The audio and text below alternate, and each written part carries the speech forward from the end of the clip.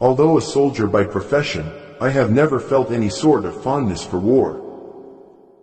My later experience has taught me two lessons.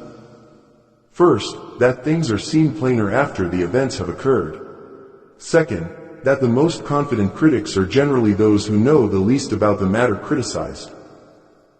Everyone has his superstitions. One of mine has always been when I started to go anywhere, or to do anything, never to turn back or to stop until the thing intended was accomplished.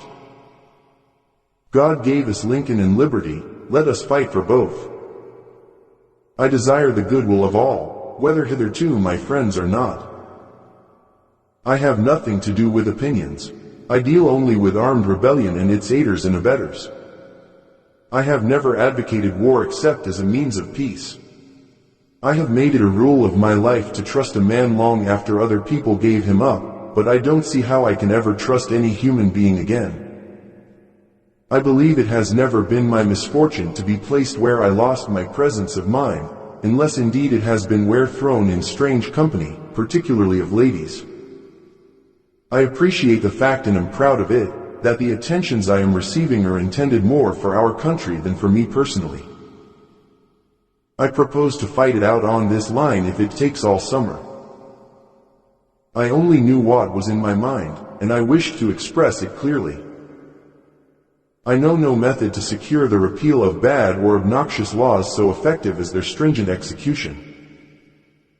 It was my fortune, or misfortune, to be called to the office of chief executive without any previous political training. In every battle there comes a time when both sides consider themselves beaten, then he who continues the attack wins. Labor disgraces no man. Unfortunately, you occasionally find men who disgrace labor. My failures have been errors in judgment, not of intent. No theory of my own will ever stand in the way of my executing, in good faith, any order I may receive from those in authority over me. No other terms than unconditional and immediate surrender. I propose to move immediately upon your works. Nothing could be more dishonorable than to accept high rank and command in war and then betray the trust. Nations, like individuals, are punished for their transgressions.